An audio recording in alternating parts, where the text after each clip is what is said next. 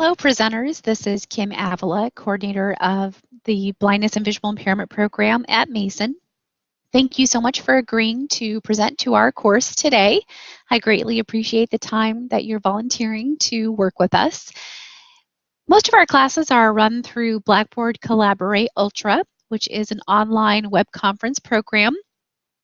And before you log in, I just want to make sure you are aware that Collaborate Ultra has websites that offer usability and support information. They do include website information about keyboard shortcuts, hotkeys, and accessibility.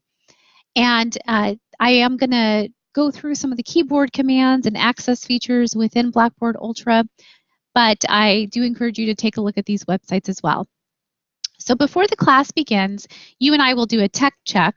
So please do have a headphone with a headset and microphone in one so that it reduces different echoes and audio feedback throughout the session. When I send you the guest link to log into the class, you will access that link.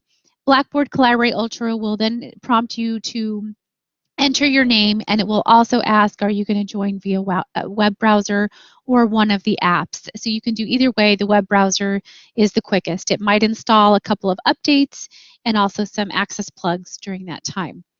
Once you enter the room, it will look something like this, and I currently have a screen share on to show you the different components of Collaborate Ultra. It normally will not look like this, but for some reason it creates an infinity screen when I just show the Ultra background.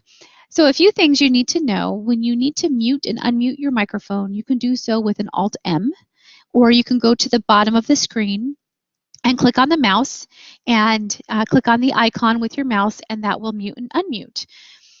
If you are also using keyboard commands, you can use your Tab key as a steering wheel to access. So right now I'm using my Tab key to go between all the different functions. Right now I'm in Chrome. And I just tabbed to the menu, and I'm going to hit a space bar to open that. You can also click on it as well if you're using the mouse. And you'll notice in that menu, it's going to give you a phone number and a PIN.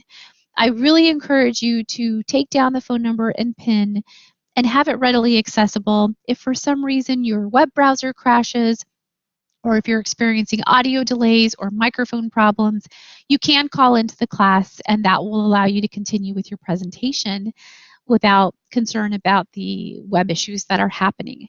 So there's some other features within this particular menu as well. I'm going to hit escape to close out of it, but you can also tab to the icons at the bottom of the screen. I'm right now on the microphone icon. I can hit the space bar to mute and unmute, or I can hit that Alt-M.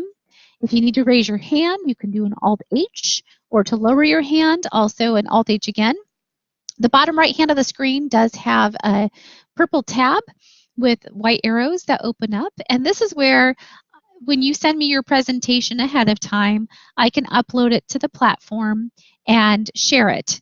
But if you need to show a web app or some type of program on the computer, you can do a screen share, and the students will be able to access it through that modality.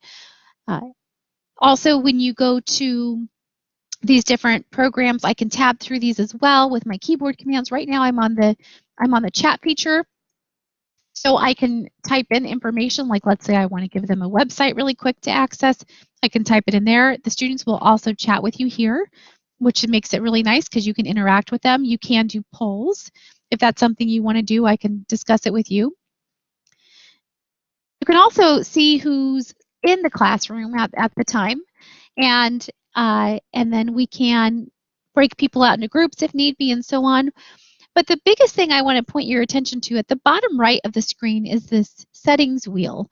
And this also provides you with the telephone number if you do want to call in. If you do need to, you can also set up your microphone and camera. And I do encourage you before class to set up your microphone and camera. You don't have to be on camera if you don't want to be, but there is that option if you're showing some type of tactile device and you need to do a demonstration, you certainly can through that camera as well. So thank you again for presenting for us. Please let me know if you have any questions.